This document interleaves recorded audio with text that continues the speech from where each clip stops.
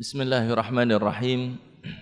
Assalamualaikum warahmatullahi wabarakatuh.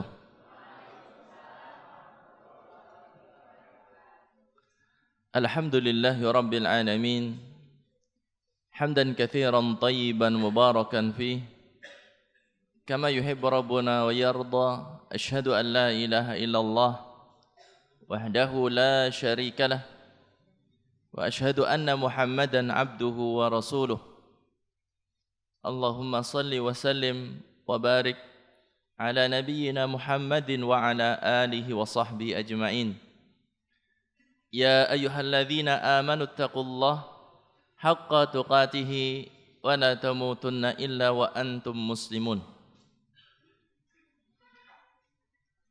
Kaum muslimin muslimat, Bapak Ibu sekalian, jamaah Majelis Taklim Masjid Baitul Matin rahimani wa rahimakumullah. Pertama, marilah kita panjatkan puji syukur kehadirat Allah Subhanahu wa taala pada kesempatan pagi hari ini. Allah Subhanahu wa taala memberikan kenikmatan kepada kita, kesehatan, kekuatan, yang dengannya kita bisa melangkahkan kaki sampai ke majelis ini. Yang tentunya kita berharap dari majelis ini kita bisa mendapatkan tambahan ilmu yang bermanfaat yang bisa kita amalkan dalam keseharian kita.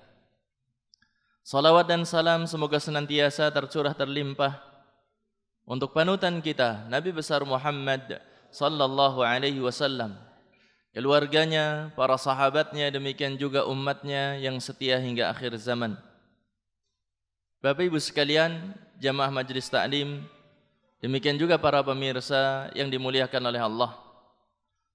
Pada kesempatan kajian kita pagi hari ini, yang akan kita bahas adalah sebuah judul tentang keutamaan bulan Dzulhijjah, yang kita sudah memasuki bulan Dzulhijjah, yang semoga Allah Subhanahu wa taala mudahkan setiap kita untuk bisa panen pahala yang telah Allah Subhanahu wa taala janjikan di bulan yang mulia ini. Bapak Ibu kaum muslimin muslimat, demikian juga para pemirsa rahimani wa rahimakumullah. Allah Subhanahu wa taala dengan hikmahnya memuliakan sebagian makhluk di atas makhluk yang lain. Dengan hikmahnya Allah Ta'ala menghendaki seperti itu. Sebagaimana kita mengetahui bahwasannya sebagian manusia dimuliakan oleh Allah Subhanahu wa Ta'ala di atas yang lainnya. Dijadikan sebagiannya menjadi utusan Allah, menjadi nabi atau menjadi rasul, dimuliakan oleh Allah dengan itu. Demikian juga Allah Subhanahu wa taala memuliakan orang-orang yang berilmu di atas orang-orang yang tidak berilmu. Allah Subhanahu wa taala juga memuliakan sebagian tempat jika dibandingkan dengan tempat yang lainnya. Sebagaimana kita mengetahui tentang keutamaan Makkah Al-Mukarramah, tepatnya di tanah haram.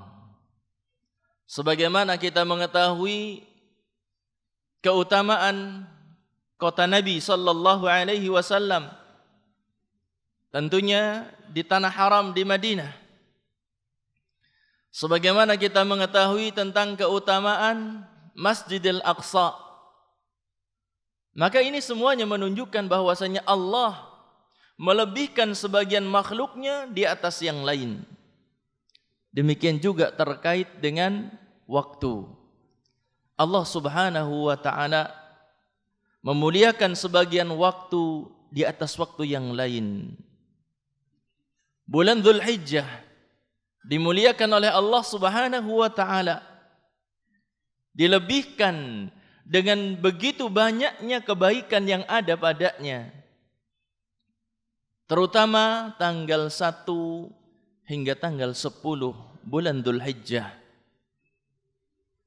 Bapak Ibu kaum muslimin muslimat, demikian juga para pemirsa yang dimuliakan oleh Allah. Allah Subhanahu wa taala berfirman dalam surat At-Taubah ayat yang ke-36. Inna iddatasy syuhuri indallahi 12 syahran fi kitabillah. Yauma khalaqas samawati wal ard minha arba'atun hurum. Dzalika ad-dinul qayyim fala tadlimu fihinna anfusakum. Allah Subhanahu wa taala berfirman, inna iddatasy syuhuri, sesungguhnya bilangan bulan indallahi, di sisi Allah, 12 syahran fi kitabillah yauma khalaqas samawati wal ard.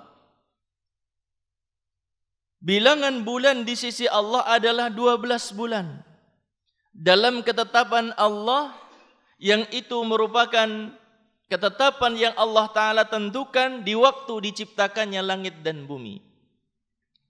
Kemudian Allah Ta'ala sebutkan minha arba'atun hurum. Dari 12 bulan ini ada 4 bulan yang dikatakan sebagai bulan haram. Yang dimaksudkan di sini adalah bulan yang mulia, bulan yang suci. Minha arba'atun hurum. Kemudian Allah Ta'ala sebutkan dzalikad dinul qayyim. Itulah ketetapan Allah, yaitu agama yang lurus. Fala tadlimu fihinna anfusakum. Maka janganlah kalian menzalimi diri kalian di dalam bulan-bulan tersebut, di dalam 4 bulan haram tersebut.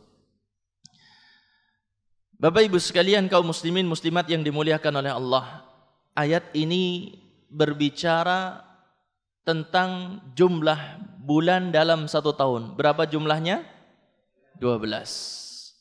Berapa bulan suci di antaranya yang 12 ini? 4. Kemudian Nabi SAW beliau memaparkan, menjelaskan tentang apa saja bulan yang dimuliakan tersebut, apa saja bulan suci tersebut. Dalam hadis yang diriwayatkan oleh Imam Bukhari dan Imam Muslim, Nabi SAW bersabda, as-sanatu 12 syahran. 1 tahun itu jumlahnya ada 12 bulan. Minha arba'atun hurum. Dari 12 bulan ini ada 4 bulan yang suci. Ada 4 bulan yang memang diistimewakan oleh Allah Subhanahu wa taala. Kemudian Nabi menjelaskan thalathatun mutawalliyat. 3 dari 4 bulan haram tersebut berurutan. 3 dari 4 bulan haram tersebut apa? Berurutan. Lihat hadisnya, Nabi menyebutkan Dzulqa'dah, Dzulhijjah, Al-Muharram. Kalau orang Jawa nyebutnya Dzulqaidah. Gitu ya? Dzulqaidah. Bacanya yang benar Dzulqa'dah. Dzulqa'dah. Kemudian apa? Dzulhijjah. Dan yang ketiga adalah Al-Muharram. Berurutan apa tidak? Dzulqa'dah, Dzulhijjah, habis Dzulhijjah, Muharram. Kemudian Nabi SAW mengatakan wa Rajab Mudhar alladzi baina Jumada wa Sya'ban. Kemudian yang keempatnya adalah Rajab Mudhar yang terletak antara Jumadil Akhir dan Sya'ban. Yang terletak antara Jumadil Akhir dan Sya'ban. Bapak Ibu kaum muslimin muslimat yang dimuliakan oleh Allah, di antara ketentuan di dalam bulan yang mulia ini, bulan haram ini, kaum muslimin tidak boleh mengadakan peperangan di bulan-bulan tersebut. Apa ketentuannya? Tidak boleh melaksanakan peperangan di bulan-bulan tersebut. Namun kalau seandainya kaum muslimin terpaksa untuk mengadakan perang, gimana? Kalau terpaksa mengadakan perang, boleh apa tidak? Boleh. Seperti kaum muslimin mendapatkan serangan, maka kaum muslimin tertuntut untuk apa? Membela diri, untuk menyelamatkan kehormatan kaum muslimin yang lainnya. Maka yang semacam ini diperbolehkan. Bapak Ibu sekalian, kaum muslimin muslimat yang dimuliakan oleh Allah, kita berada di salah satu bulan haram. Di bulan apa sekarang? Bulan Dzulhijjah. Keistimewaan yang sangat luar biasa.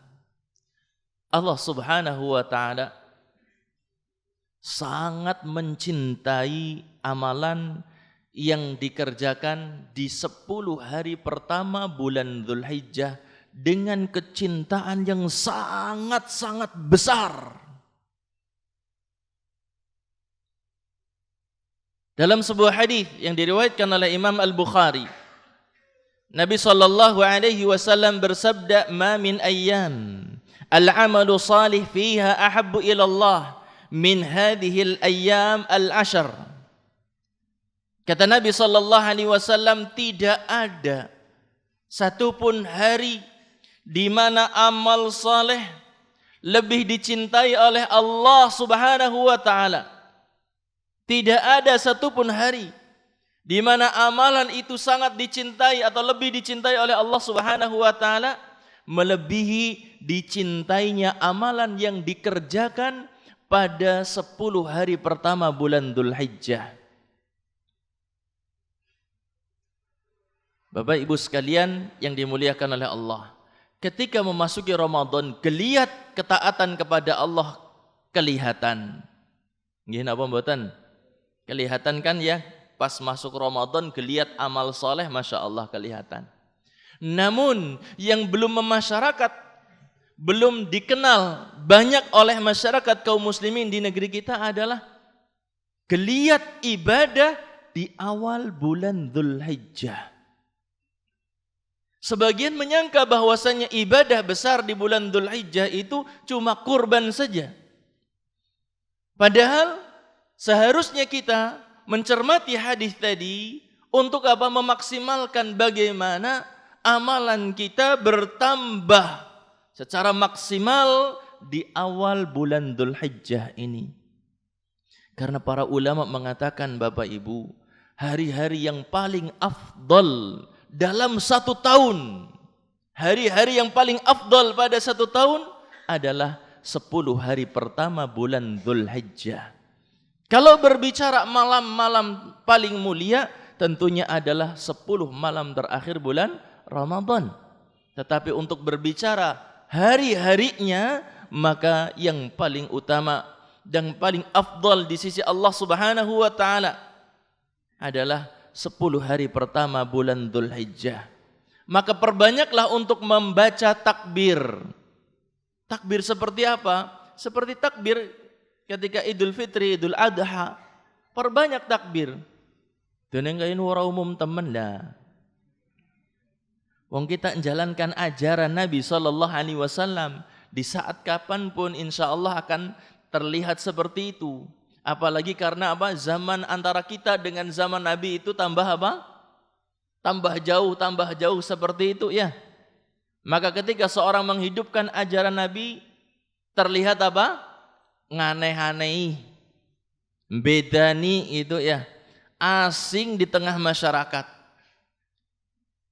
Bebas jenengan sedang duduk bertakbir, membaca takbir tersebut, tentunya tidak dikumandangkan lah. Tidak dikumandangkan seperti di speaker-speaker dan seterusnya. Kalau seandainya jenengan bisa keluar melaksanakan takbir, maka Masya Allah. Di antara sahabat Abu Hurairah, demikian juga sahabat Ibnu Umar, ketika di 10 hari pertama bulan Dzulhijjah, beliau keluar ke pasar, kemudian bertakbir, dan disambut oleh sahabat-sahabat yang lain untuk apa? Mengumandangkan takbir. Di kita ada Bapak Ibu yang seperti itu? Yang sudah kenal, biasanya juga paling bertakbirnya di rumah. Alhamdulillah kalau seperti itu. Jamaah sekalian yang dimuliakan oleh Allah.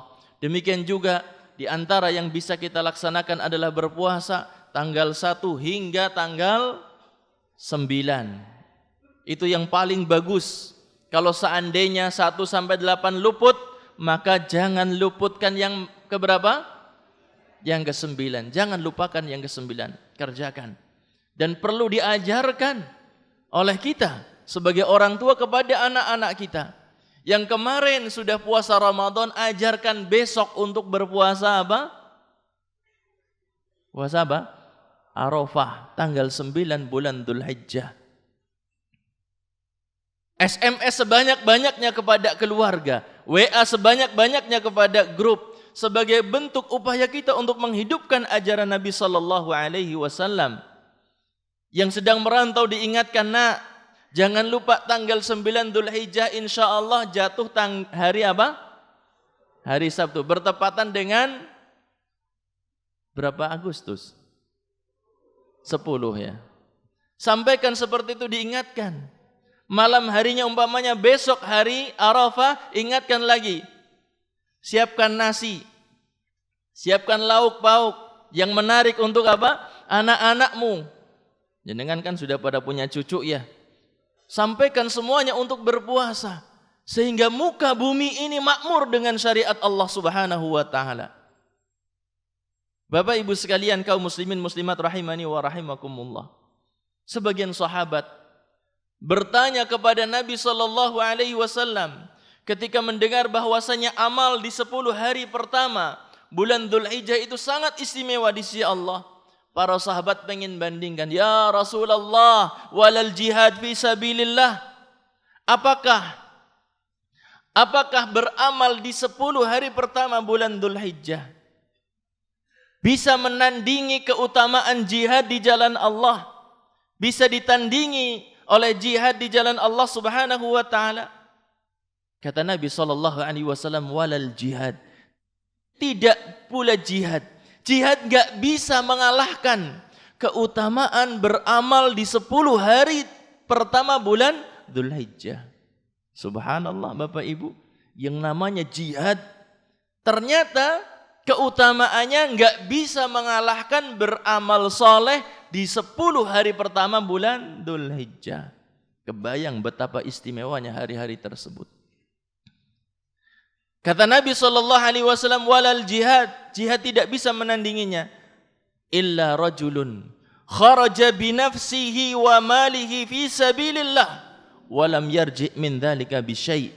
Kecuali seorang yang dia berangkat ke jalan Allah, berangkat berjihad dengan membawa dirinya, dengan membawa hartanya, walam yarji' min dhalika bisyai', dan tidak kembali lagi. Barulah seperti ini bisa menandingi keutamaan beramal saleh di 10 hari pertama bulan Dzulhijjah. Kalau seorang pergi ke medan perang membawa dirinya, membawa hartanya dan enggak balik, baru bisa menandingi Bapak Ibu, menandingi apa? Keutamaan beramal saleh di 10 hari pertama bulan Dzulhijjah.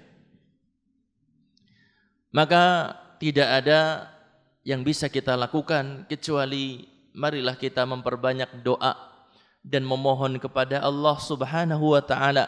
Semoga Allah Subhanahu wa taala berkenan melimpahkan taufik hidayahnya kepada kita semuanya. Kita bisa memaksimalkan hari-hari istimewa ini untuk mendapatkan pahala dari Allah Subhanahu wa taala. Semoga Allah taala berkenan memperbaiki kondisi kaum muslimin kita dan juga saudara-saudara kita semuanya. Amin ya rabbal alamin. Bapak Ibu sekalian, kaum muslimin muslimat rahimani wa rahimakumullah. Ada beberapa poin yang ingin saya sampaikan di sini terkait dengan keutamaan bulan Dzulhijjah. Yang pertama adalah bahwasannya anugerah terbesar dari Allah Subhanahu wa taala untuk umat manusia, Allah berikan di bulan Dzulhijjah. Anugerah terbesar yang Allah taala berikan untuk umat manusia Allah Ta'ala berikan di bulan Dzulhijjah. Apa anugerah yang paling besar yang diberikan oleh Allah Subhanahu wa Ta'ala kepada umat manusia? Apakah kemenangan ketika berhasil menundukkan kota Mekah dengan fathu Mekahnya? Ataukah yang lain? Jamaah sekalian yang dimuliakan oleh Allah, yang dimaksudkan dengan anugerah terbesar bagi umat manusia itu adalah disempurnakannya syariat ini. Disempurnakannya syariat Islam. Dari sisi aqidah, dari sisi ibadah, dari sisi muamalah, tidak ada yang kurang sedikit pun dari syariat Islam ini. Semuanya telah lengkap. Hanya saja karena kekurangan kita, kelemahan kita untuk mau mengkaji Islam ini, menjadikan seolah-olah Islam itu kurang dalam masalah aturan-aturannya. Bapak Ibu sekalian, kaum muslimin muslimat yang dimuliakan oleh Allah, Allah Subhanahu wa Ta'ala berfirman tentang kesempurnaan agama ini di dalam surat Al-Maidah ayat yang ke-3. Allah Ta'ala berfirman, "Al-yawma akmaltu lakum dinakum wa atmamtu alaikum ni'mati wa raditu lakumul Islam dina." Al-yawma, pada hari ini. Yang dimaksudkan di sini adalah hari Arafah, pada hari ini.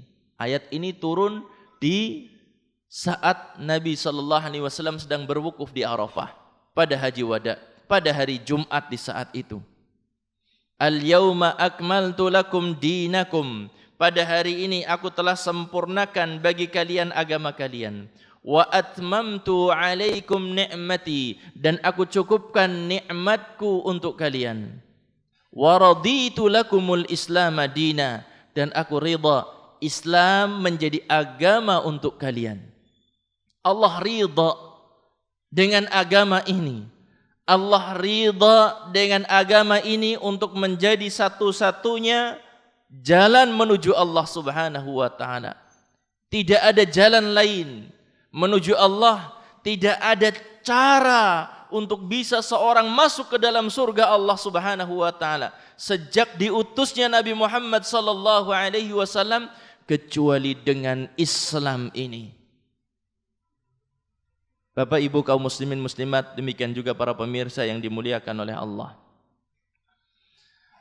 Lihatlah bagaimana pengetahuan kita tentang ayat ini Bapak Ibu, yang selayaknya setiap kita, muslim dan muslimah, untuk menghafal baik-baik tentang ayat ini. Untuk menghafal dengan sekuat-kuatnya tentang ayat ini. Karena bagaimana kita akan bangga sebagai seorang muslim ketika kita enggak tahu tentang kesempurnaan agama ini. Ketika mungkin ada orang bertanya, kenapa sih engkau beragama dengan agama Islam? Katakan, saya bangga dengan agama ini karena Allah telah sempurnakan agama ini. Dan ini jaminan dari Allah. Buktinya mana? Sampaikan ayatnya. Al-yawma akmaltu lakum dinakum wa atmamtu alaikum ni'mati wa raditu lakumul Islam dina. Nyuwun sewu, saya mau tanya ini sama jenengan semuanya. Di antara hadirin ini, sebanyak ini, yang hafal ayat ini siapa coba? Siapa di antara jenengan yang hafal ayat ini coba?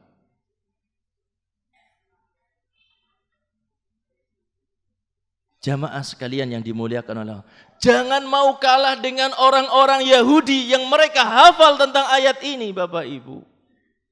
Orang-orang Yahudi itu ngiri terhadap agama Islam karena mereka tahu dan hafal tentang ayat ini. Loh, apa orang Yahudi hafal? Hafal. Sebagian di antara mereka itu peneliti-peneliti mereka hafal tentang ayat ini, Masya Allah. Kita yang sudah lahir dalam kondisi Islam malah tidak mengetahui, tidak menguasai tentang dalil kesempurnaan agama ini. Nah, inilah masalah di antara kita. Yang orang lain lebih tahu tentang apa? Tentang agama kita. Kaum muslimin muslimat yang dimuliakan oleh Allah. Ada salah seorang syekh yang menceritakan tentang pertentangan antara pemuda Islam dengan pemuda Yahudi. Antara pemuda Islam dengan orang-orang Yahudi. Orang-orang Islam, pemuda-pemudanya mengatakan bahwasannya kami akan dimenangkan oleh Allah atas kalian, wahai orang-orang Yahudi. Orang-orang Yahudi ini mengatakan, iya, kami tahu kami akan kalah. Tetapi kami akan kalah bukan oleh orang-orang seperti kalian. Kami akan bisa dikalahkan oleh orang-orang Islam yang sholat subuhnya seperti sholat Jumat. Mereka tahu itu. Orang Yahudi tahu, Bapak Ibu, bahwasanya mereka itu akan kalah suatu saat. Tetapi bukan oleh orang-orang seperti di zaman kita sekarang ini. Yang sholat subuhnya melompong. Di mana-mana kan seperti itu, nggih. Orang-orang Yahudi akan kalah oleh satu generasi yang seperti apa generasinya? Salat subuhnya seperti salat Jumat. Ada di mana? Tunjukkan kepada saya satu masjid yang salat subuhnya seperti salat Jumat. Ya kalau di pesantren sini ya. Tapi kan santri kabeh.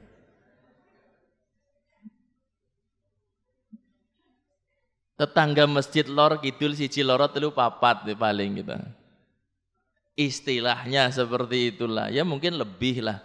Tapi kan subhanallah, kalau seandainya yang Jumatan, yang salat subuh itu seperti Jumatan ini, satu generasi yang begitu menjadikan mereka takut musuh-musuh Islam.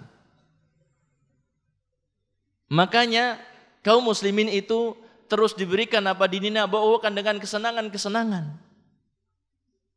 Yang hari liburnya saja hari Ahad itu ya. Di negeri kita liburnya hari Ahad.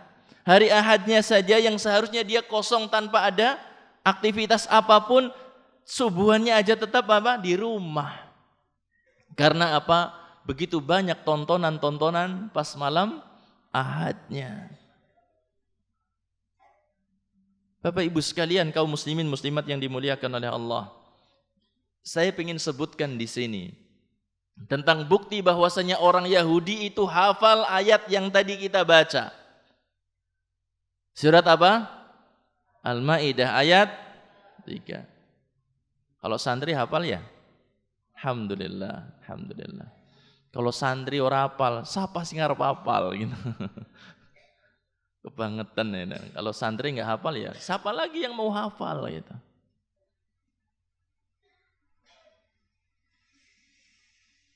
Para ulama telah bersepakat bahwasannya ayat surat Al-Maidah ayat yang ketiga tadi, ayat tersebut yang tadi kita sebutkan, yang kita bacakan adalah turun di bulan Dzulhijjah saat haji wada, hari Arafah.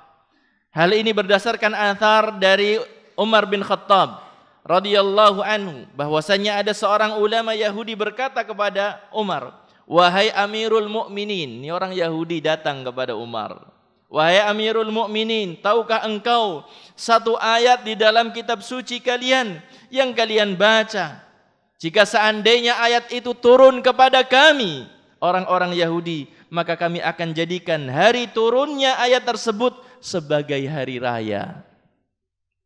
Orang-orang Yahudi mengatakan kepada Umar bin Khattab, wahai Amirul Mukminin, apakah Anda tahu tentang satu ayat yang jika seandainya ayat itu turun kepada kami orang-orang Yahudi, kami akan jadikan hari tersebut sebagai hari apa? Hari raya. Kemudian Umar bin Khattab, beliau mengatakan, ayat apakah itu? Yahudi itu mengatakan, Al-yauma akmaltu lakum dinakum, ini kan hafal. Orang Yahudinya hafal tentang ayat ini. Al-yauma akmaltu lakum dinakum wa atmamtu alaikum ni'mati wa raditu lakumul Islam dina. Hafal orang Yahudi tersebut. Maka Umar bin Khattab beliau mengatakan, sungguh kami telah mengetahui di mana ayat itu turun dan kapan ayat itu turun. Ayat itu turun pada saat Nabi sedang berada di padang Arafah di hari Jumat. Bapak Ibu sekalian yang dimuliakan oleh Allah, marilah kita bersama-sama mengkaji tentang kesempurnaan Islam. Tentunya dengan menghadiri setiap majelis yang diadakan. Datangi lagi, ternyata banyak hal dari syariat Islam yang sudah ada 14 abad yang lalu, sudah tertulis di dalam lembaran-lembaran mushaf, sudah tertulis di dalam hadis-hadis Nabi sallallahu alaihi wasallam, yang ketika kita datang ke majelis taklim seolah-olah baru saja keluar gitu. Begitu banyak hal-hal seperti itu yang kita dapati. Karena apa? Ya karena kesibukan kita, keterbatasan kita, kurangnya semangat dalam mengkaji Islam. Ketahuilah Bapak Ibu sekalian yang dimuliakan oleh Allah, ketika Imam Ibnu Katsir rahimahullahu taala mengomentari ayat yang ketiga dari surat Al-Maidah ini, beliau mengatakan, "Hadhihi akbaru ni'amillahi ala ibadihi haitsu akmala lahum dinahum." Kata Imam Ibnu Katsir rahimahullahu taala, beliau mengatakan, hadhihi akbaru ni'amillahi ala ibadih. Ini merupakan sebesar-besar nikmat dari Allah untuk hamba-hambanya. Maksudnya apa? Jaminan kesempurnaan agama. Jaminan bahwasanya agama itu telah diridhai oleh Allah. Ini merupakan sebesar-besar nikmat Allah untuk hamba-hambanya. Haitsu akmala lahum dinahum, di mana Allah Subhanahu wa taala telah berkenan menyempurnakan bagi mereka agama mereka. Ini ajaran yang sudah sangat istimewa sekali. Bapak Ibu sekalian yang dimuliakan oleh Allah, ini adalah keutamaan yang pertama, bahwasanya anugerah terbesar bagi manusia yaitu berupa disempurnakannya agama adalah Allah Ta'ala turunkan jaminan tersebut pada bulan Dzulhijjah. Kita lanjutkan. Yang kedua, keutamaan bulan Dzulhijjah yang kedua, di dalam bulan Dzulhijjah ada puasa Arafah yang sangat istimewa bagi umat Islam. Ada puasa Arafah yang sangat istimewa bagi umat Islam.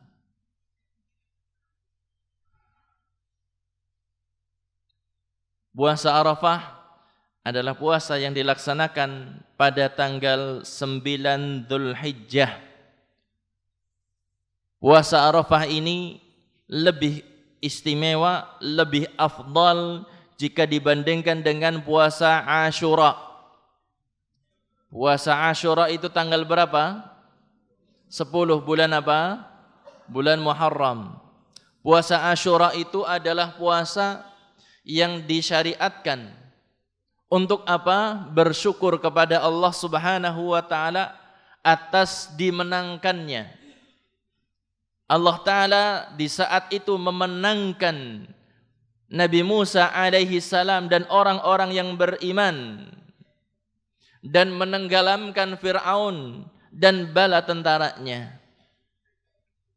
Jamaah sekalian yang dimuliakan oleh Allah, kemudian orang-orang Yahudi merayakan kesyukuran mereka atas diselamatkannya Nabi Musa alaihi salam dan orang-orang yang beriman dengan apa? Berpuasa pada tanggal 10 bulan Muharram. Kemudian Nabi SAW mengatakan kepada para sahabatnya, sesungguhnya kita umat Islam itu lebih berhak untuk apa? Berpuasa ketimbang orang-orang Yahudi. Bapak Ibu sekalian yang dimuliakan oleh Allah, puasa Asyura memiliki keutamaan yang besar. Namun puasa Arafah itu jauh lebih besar keutamaannya. Karena puasa Arafah ini merupakan puasa yang istimewa, khusus disyariatkan untuk umat Nabi Muhammad sallallahu alaihi wasallam. Beda dengan puasa Asyura tadi. Puasa Asyura memang sejak zaman Nabi Musa.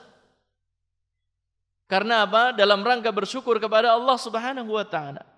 Kemudian umat Islam mengerjakannya juga dengan penetapan dari Nabi Muhammad sallallahu alaihi wasallam. Adapun puasa Arafah ini spesial untuk umat Nabi Muhammad sallallahu alaihi wasallam saja.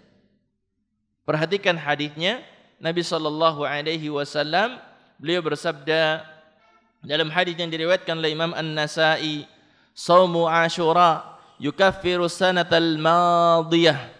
Puasa Asyura yaitu puasa tanggal 10 di bulan apa Bapak Ibu? Bulan Muharram. Puasa Asyura itu kata Nabi sallallahu alaihi wasallam, yukaffiru as-sanatal madiyah, adalah menghapuskan dosa setahun yang telah lalu. Puasa satu hari menghapuskan dosa setahun yang telah lalu. Qala wa shaumu Arafah yukaffiru sanatain al-madiyah wal mustaqbalah. Adapun puasa Arafah itu menghapuskan dosa 2 tahun. Puasa Asyura cuma 1 tahun. Puasa Arafah menghapuskan dosa berapa? 2 tahun. Al-madiyah wal mustaqbalah, setahun yang telah lalu dan setahun yang akan datang. Kalau mungkin ada yang bertanya, bagaimana kok menghapuskan dosa setahun yang akan datang, padahal dosa itu belum dikerjakan gitu. Kalau setahun yang lalu kan jelas ya, kita sudah mengerjakannya, melakukannya, kemudian dihapuskan dosa tersebut. Tetapi setahun yang akan datang apa maksudnya? Sebagian ulama menjelaskan yang dimaksudkan adalah Allah Ta'ala memberikan taufik hidayah kepada seorang hamba untuk menjauhi maksiat untuk setahun yang akan datang. Dibimbing oleh Allah dengan cintanya, dengan kasih sayangnya untuk tidak terjerumus ke dalam dosa dan juga maksiat. Sangat istimewa sekali satu hari. Maka maksimalkanlah pahala puasa Arafah jenengan dengan berbagi kabar. Dengan siapa? Dengan keluarga, dengan putra-putra jenengan yang mungkin sedang merantau, dengan saudara-saudara yang sedang ada jauh, dengan saudara-saudara yang tinggal jauh, saling mengingatkan, jangan lupa besok puasa Arafah. Ya mungkin mulai dari sekarang, jangan lupa tanggal 9 Dzulhijjah, sehari sebelum Idul Adha, kita disunnahkan untuk berpuasa Arafah. Sebarkan sebanyak-banyaknya. Jadikan ini sebagai apa? Sebagai obrolan yang hangat di tengah masyarakat kita. Antara kita dengan saudara-saudara kita, antara kita dengan teman-teman kita, antara jenengan semuanya dengan tetangga-tetangga jenengan. Hidupkan syiar Allah Subhanahu wa taala di muka bumi ini, sehingga bumi ini akan menjadi berkah. Sehingga bumi ini akan mendapatkan limpahan berkah dari Allah Subhanahu wa taala.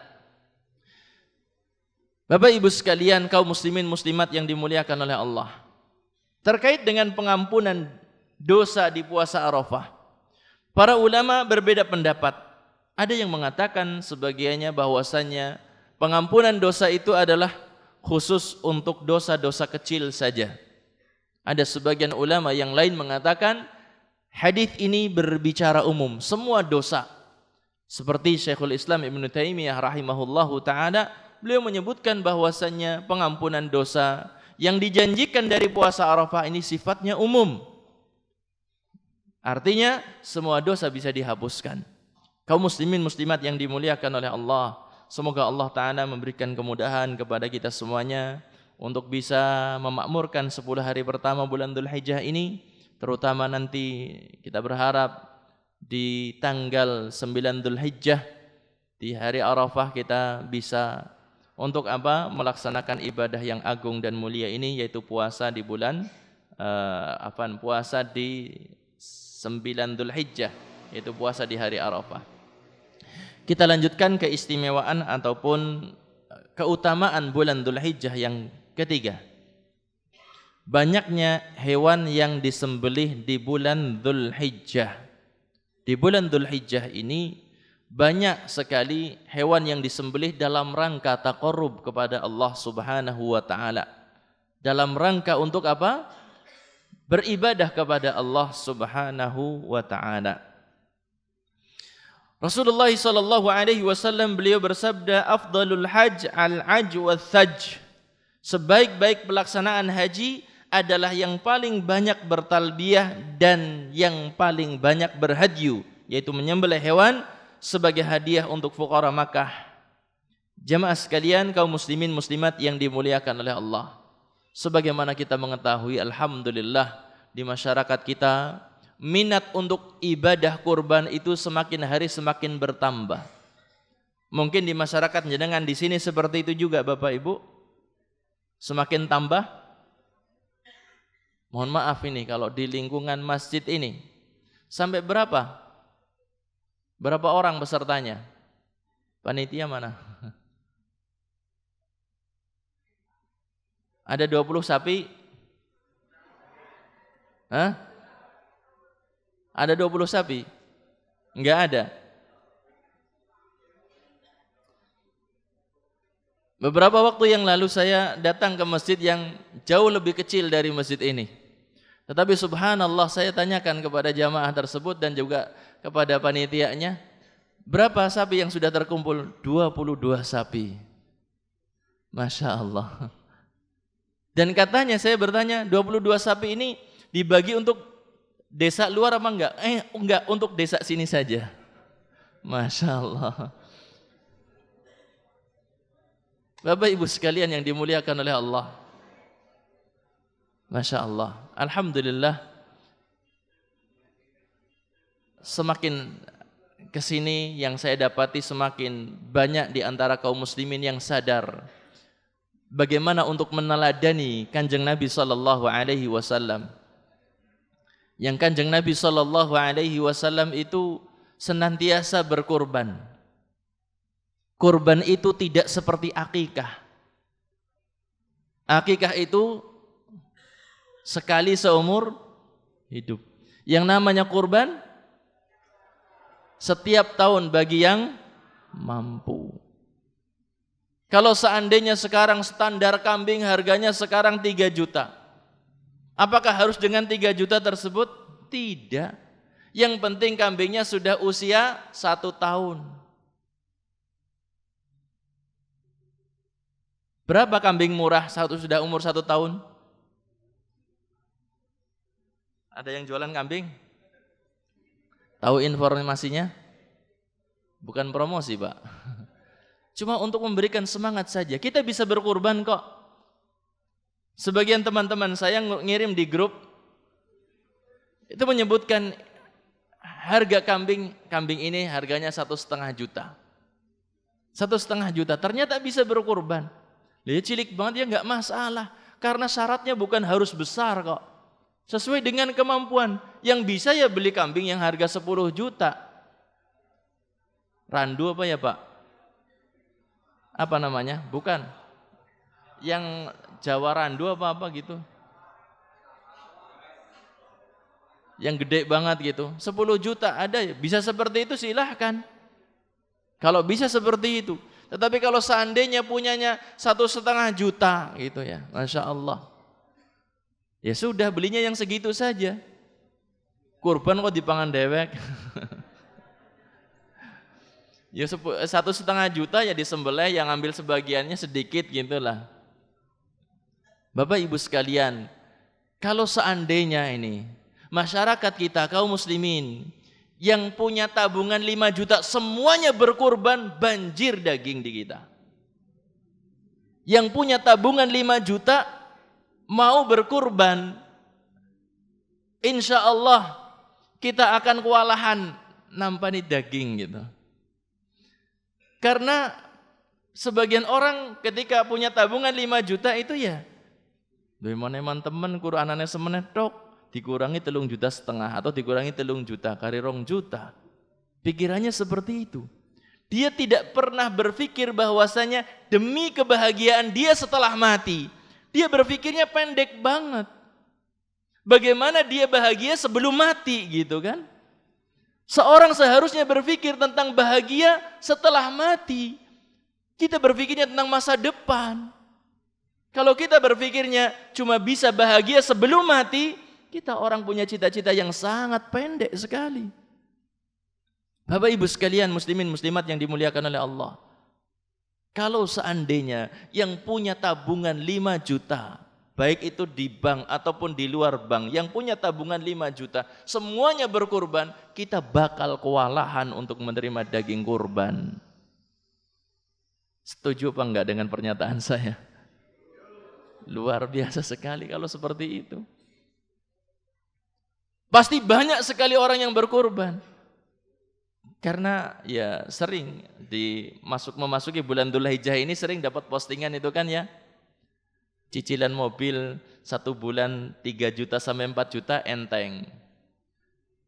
Ngikut gabung iuran sapi berat. Cicilan motor atau harga motor sekian, beli kambing 1 gak bisa. Astaghfirullahaladzim. Karena apa? Prioritas hidup itu sudah berbeda, sudah berubah. Ambisi terbesarnya cuma dunia. Tidak pernah punya ambisi untuk setelah kehidupan dunia ini. Bapak Ibu sekalian yang dimuliakan oleh Allah, yang perlu kita cermati dalam ibadah kurban ini adalah hadirkan niatan yang ikhlas. Kumpulkan dari harta yang jelas-jelas halal. Kemudian apa? Hadirkan niatan yang ikhlas untuk mendapatkan ridho Allah Subhanahu wa taala semata. Karena Allah enggak butuh daging kurban, Allah juga enggak butuh darah yang dialirkan di saat penyembelihan kurban. Allah enggak butuh itu semuanya. Yang akan sampai dari seorang hamba kepada Allah adalah ketakwaannya. La yanalallahu luhumuha wala dima'uha walakin yanaluhu taqwa minkum.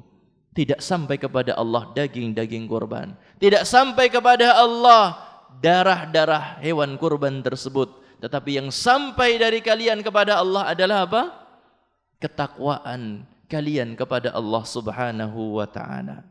Karena Allah Subhanahu wa ta'ala tidak butuh kepada itu semuanya. Tidak butuh kepada daging kurban. Tidak butuh kepada darah hewan kurban yang disembelih. Karena Allah adalah Al-Ghaniyul Hamid, zat yang maha kaya, zat yang maha terpuji. Maka sangat perlu sekali sebelum kita melaksanakan penyembelihan kurban, hadirkan niatan yang ikhlas karena Allah Subhanahu wa ta'ala. Kalau sudah ikhlas, tentunya enggak perlu istilahnya ngatur-ngatur dalam masalah daging kurban yang sudah disembelih tadi, hewan kurban yang sudah disembelih. Kasih sama ini, yang ini nggak bisa dikasih, yang ini nggak bisa dikasih, wongnya yang itu banget. Nggak perlu ngatur-ngatur kayak gitu, Pak. Oh, jenengan sudah katanya ikhlas kok, sudah semuanya serahkan. Mungkin jelai banget, ngerti ya. Astagfirullah. Enggak seperti itu, sudah serahkan. Demikian juga kalau sudah ikhlas untuk kurban, untuk mendekatkan diri kepada Allah, jangan sekali-kali ada di antara bagian binatang kurban tersebut yang dijual. Baik itu kulitnya, baik itu sebagian apapun, pokoknya enggak. Semuanya adalah lillah. Bagaimana Ustaz, sebagian kita enggak mau makan kulit. Kulitnya kita tukarkan dengan daging. Kemudian dagingnya kita bagikan. Jangan seperti itu. Sekarang kalau seandainya jenengan sudah lillah, sudah serahkan saja sama panitia. Dan panitia tolong, kalau seandainya kulit ini tidak dimakan, maka jangan dijual. Tetapi untuk apa? Untuk orang-orang yang tidak punya, orang-orang yang miskin. Umpamanya satu kulit, harganya berapa kulit itu? 200.000 laku enggak? Laku. Umpamanya 200.000. Jenengan tinggal tunjuk 4 orang yang miskin di daerah tersebut, 1, 2, 3, 4, diserahkan kepada 4 orang tersebut. Mereka mau jual silahkan, urusan mereka. Tetapi kalau diuangkan, dijual untuk diganti daging, ini enggak punya hak panitia. Demikian juga sahibul kurban enggak punya hak seperti itu. Karena Nabi SAW menyebutkan, man ba'a jilda udhiyatihi fala udhiyatalah. Barang siapa yang menjual kulit binatang kurbannya, maka tidak ada kurban untuknya.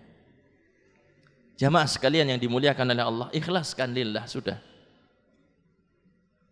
Kalau seandainya meting gimana Ustadz? Yang kurban meting. Meting apa nih?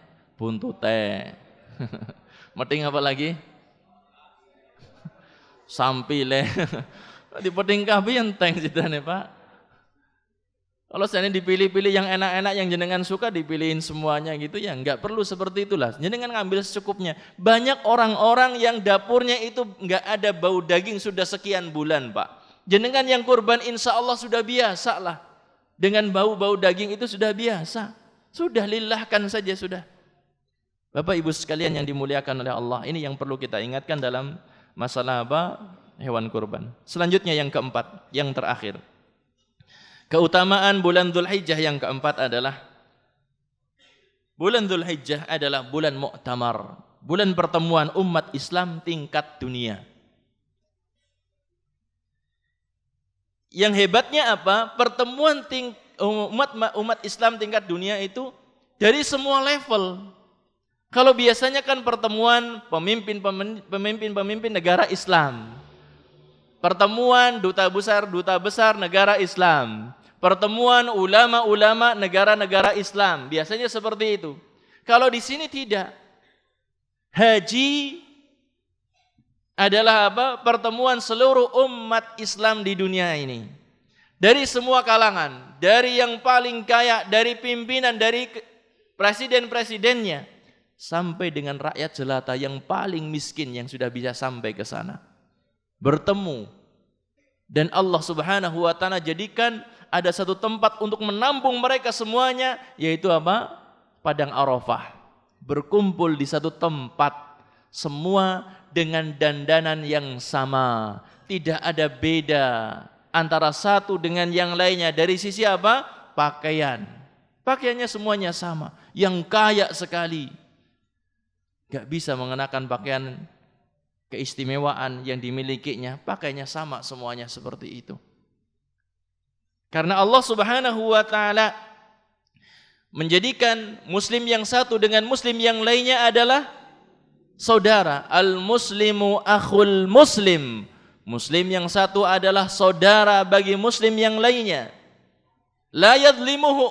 Tidak boleh seorang muslim menzalimi muslim yang lain. Tidak boleh saling zalim ketika dalam kondisi tawaf, dalam kondisi sa'i, dalam kondisi yang luar biasa ketika keluar Masjidil Haram, Masjid Nabawi. Demikian juga di saat apa? Di Mina, di Arafah, di Muzdalifah, semuanya berdesak-desakan. Maka ketika seorang sampai ke tanah suci, jangan sampai ketika mungkin kesikut, ketika mungkin keinjak kakinya, lapangkan dada, berikan maaf, karena mereka melakukan itu semuanya enggak ada unsur kesengajaan. Berikan maaf untuk mereka. Sebagian orang itu terpancing emosi ketika apa? Keluar dari masjid lagi pakai sendal ketabrak terus kerungkep gitu. Emosi. Enggak perlu seperti itu.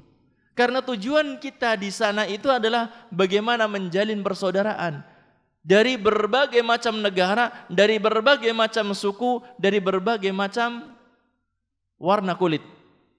Ada yang hitam, orang ketulungan, anak sing putih, Masya Allah putih sekali. Semuanya adalah di hadapan Allah sama. Yang membedakan mereka adalah ketakwaan kepada Allah Subhanahu wa ta'ala. Allah Subhanahu wa ta'ala tidak melihat kepada rupa. Allah Ta'ala tidak melihat kepada apa? Bentuk. Tidak melihat kepada kulit, tetapi Allah Subhanahu wa taala melihat kepada hati dan juga amalan manusia. Innallaha la yanzuru ila suwarikum. Allah Ta'ala tidak melihat kepada apa? kepada rupa-rupa kalian, wa amwalikum, tidak pula melihat kepada kekayaan kalian, walakin yanduru ila qulubikum wa ila a'malikum, akan tetapi Allah Subhanahu wa taala melihat kepada hati-hati kalian dan juga amalan-amalan kalian. Hadis diriwayatkan oleh Imam Muslim. Bapak Ibu sekalian yang dimuliakan oleh Allah, ketika suatu saat mungkin kita diberikan kemudahan untuk berangkat haji, maka berusahalah untuk kita menampilkan sebagai muslim yang baik. Kita bermuamalah baik dengan sesama muslim, baik itu dari Afrika, dari Eropa, dari Australia, dari benua manapun, dari negara manapun. Tunjukkan bahwasanya kita adalah muslim yang terdidik dengan nilai-nilai Islam, saling menghormati, saling menyapa dengan salam, mungkin dengan bahasa isyarat yang bisa kita lakukan karena kita nggak bisa bahasa lain gitu ya. Paling kita ya manduk-manduk, senyum, salam, ngasih sesuatu gitu kan. Tunjukkan seperti itu karena sebagai apa? Upaya untuk menumbuhkan persaudaraan di antara kaum muslimin. Jangan sampai juga ketika kita berada di tanah suci, kita cuma menjaga persaudaraan dengan apa? Orang-orang Banyumasan dan sekitarnya. Ya enggak masalah kita punya acara sendiri. Orang-orang Banyumasan umpamanya kita punya acara sendiri, ngumpul bareng, ngobrol bareng dan lain sebagainya, enggak masalah. Tetapi jangan sampai ikatan kita gara-gara bahasa ngapak. Karena kemarin saya dengar ada senam haji ngapak di sana di tanah suci gitu. Jadi jamaah haji dari Jawa Tengah bagian barat ini ngumpul bareng-bareng adakan apa kegiatan senam untuk apa? Olahraga bareng-bareng seperti itu. Ya enggak masalah. Yang seperti itu enggak masalah. Tetapi jangan sampai ikatan kita kemudian menjadikan kita bangga dengan itu, kemudian meremehkan yang lainnya.